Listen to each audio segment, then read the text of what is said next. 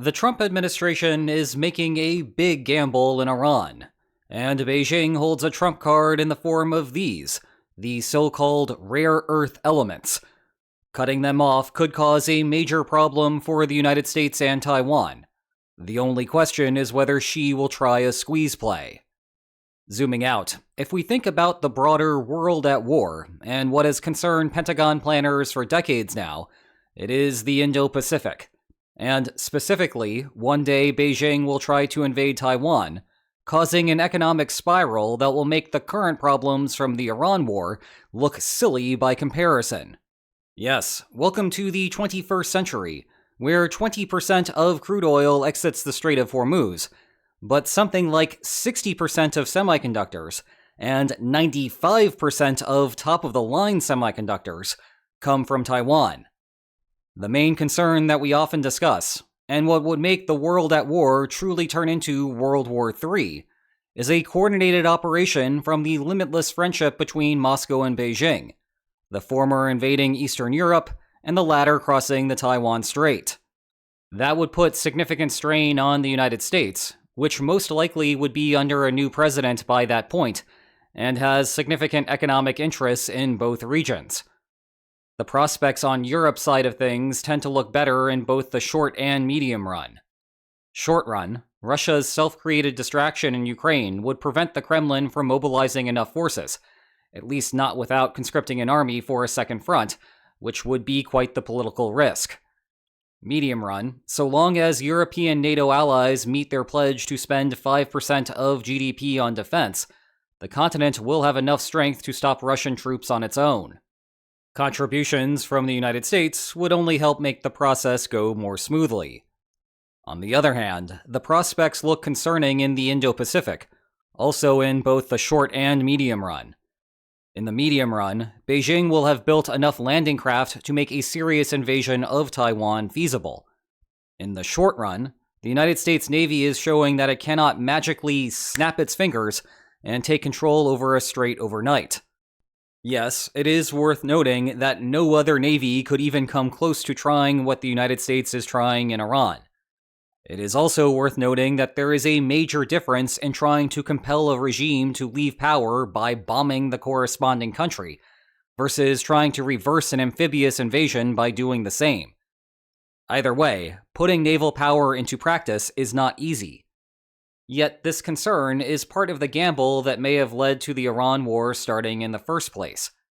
Should the PRC try to invade Taiwan, Iran may have felt the same sort of opportunistic pressure to take action in the Middle East, while the US Navy was handcuffed to the Indo-Pacific region.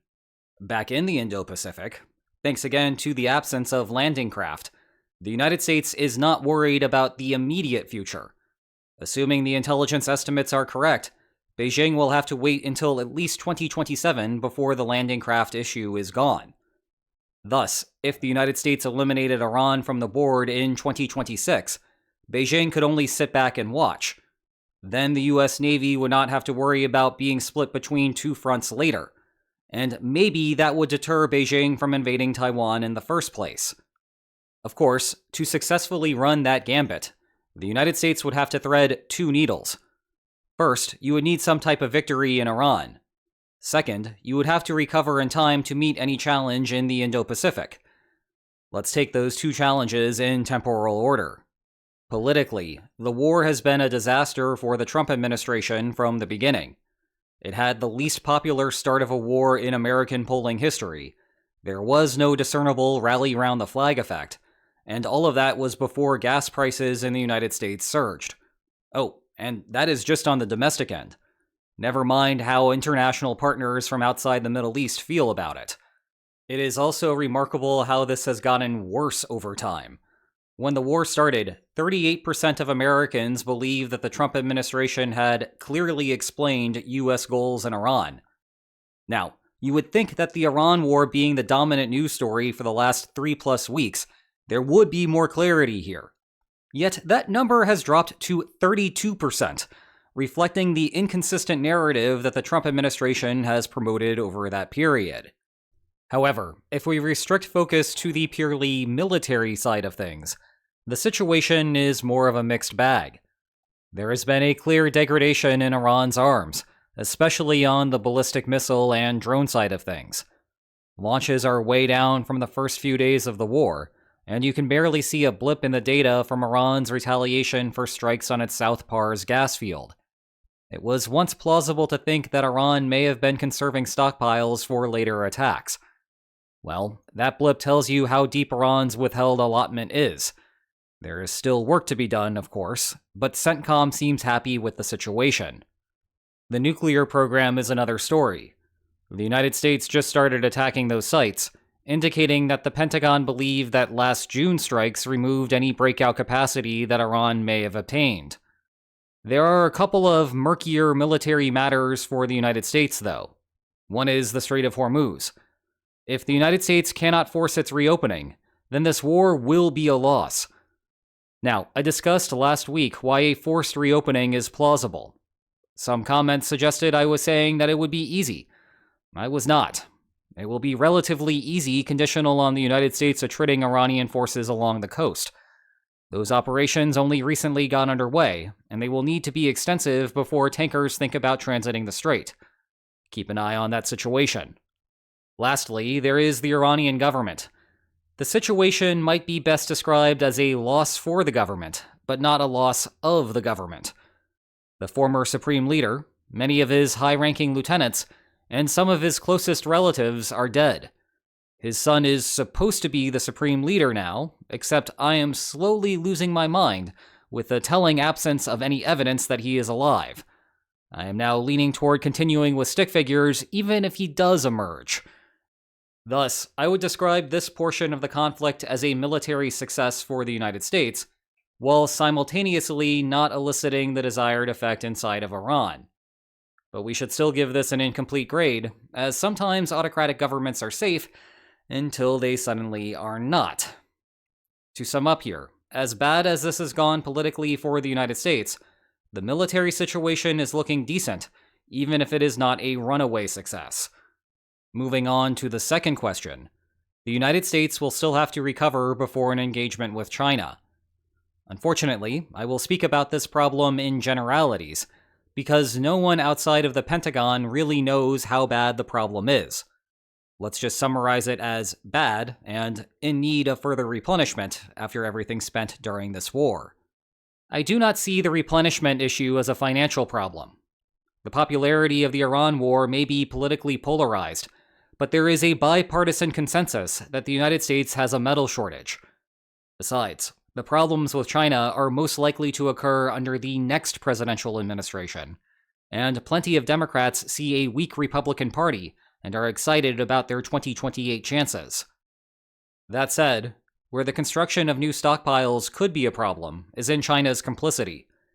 I would say that with a sense of irony, except that it is the result of a deliberate strategy from Beijing. The issue, as you may have guessed, is with rare earth elements. The PRC may not have a monopoly on the market, but it does have supermajority control. Rare earths go into just about everything of high value in the supply chain. As of about a decade ago, the rare earth market was worth around $9 billion, but products that they went into were worth $7 trillion. And yep, that means that rare earths go into every high-tech weapon that the United States produces. Things like tomahawks, which the Navy seems to be burning through at an alarming rate. The basic premise of the squeeze play strategy is that Beijing sets up export restrictions on rare earths. The United States cannot adequately replenish its stockpiles over the next couple of years. The PRC invades Taiwan, and the United States has to accept it given the lack of alternatives. You can turn the knobs on the extent of the problem, but the core conceit remains the same. Beijing uses rare earth leverage to radically increase its odds of reunifying China. Now we get to the meat of the video. Would this actually work, and would Beijing even try? To be clear, rare earth production is not a matter of latent capacity. It is a matter of presentability. Once upon a time, the United States was the dominant actor in the rare earth trade. Rare earths, as you have probably heard 1,000 times before, are not actually all that rare. They exist in trace amounts all over the world. What makes them rare, in a practical sense, is the economics. You have to operate huge mines and oversee a disgusting refinement process to actually harvest anything useful. Through the 1980s, the United States was the country willing to jump through those hoops. Mines like California's Mountain Pass gave the United States a market share in the 30s. Then two things happened. One, Washington passed environmental regulations to clamp down on that aforementioned disgusting refinement process, increasing the cost of domestic production. And two, China entered the market. This was both an economic and strategic decision. On the economic side, Beijing was not exactly concerned about the environmental externalities. This would allow China to undercut the other producers. If successful, other countries would entirely shut down their operations. That would then give China a strategic advantage. Rare earths would be its equivalent of the Middle East oil, or, later, Taiwan semiconductors. If everyone became dependent on Chinese production, then Beijing could leverage the threat of supply cuts to extract political concessions. And that is basically what happened. China steadily grew its market share. The Mountain Pass mine and others closed in the United States. By 2010, 97% of production was in the People's Republic.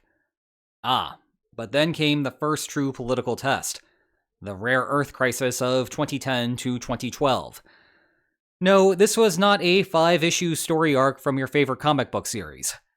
Rather, on September 7th, 2010, a Chinese boat, that is the blue one on your screen, was operating outside of the designated fishing waters near the disputed Senkaku Islands.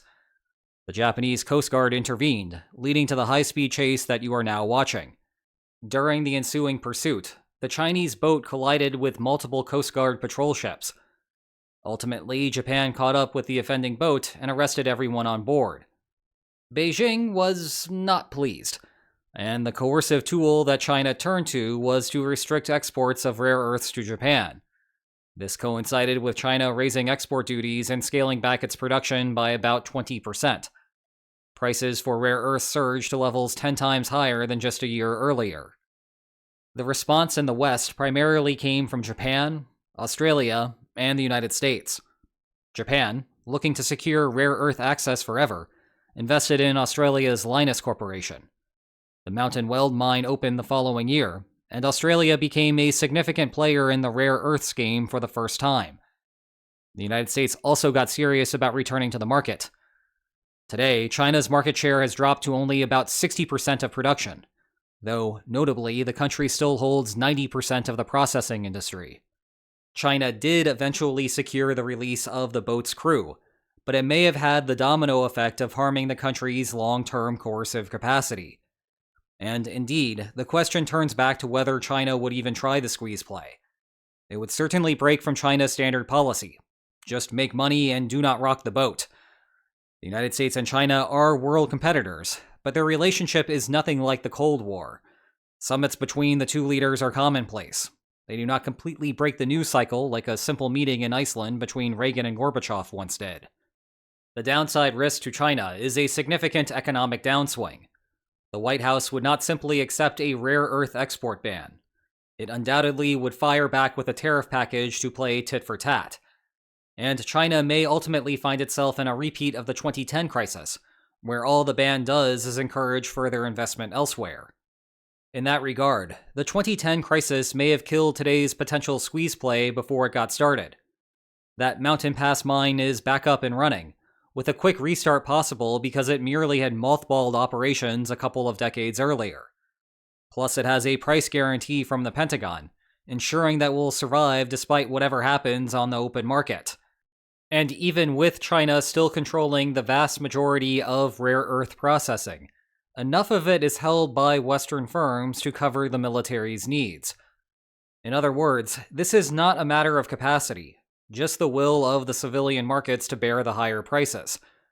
And if China starts open economic warfare with a clear eye toward crossing the strait, one would imagine that there would be bipartisan support to earmark the necessary resources for the military, even if the whole thing would be an economic disaster.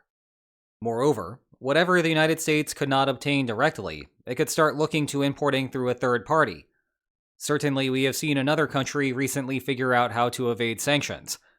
Think about how much easier it would be for a country that is a much larger player on the world market. Undoubtedly, Beijing would pursue such export restrictions once a hypothetical invasion of Taiwan is ready. But to induce a broader crisis earlier may not have the effect it would desire. So, what have we learned? The Iran war will cause the United States to need to replenish its weapon stockpiles. Rare earths are necessary to do that. China dominates the rare earth market. If China wanted to, it could squeeze the United States and try to make a power play on Taiwan. But China's 2010 squeeze play might have killed the viability of that option. Well, I think that is enough from me for today, the 27th consecutive day of video production. Until you hear from me next time, check out my Q&A video over on Lines on Maps Extra from yesterday. And if you enjoyed today's video, then please like, share, and subscribe, and I will see you next time. Take care.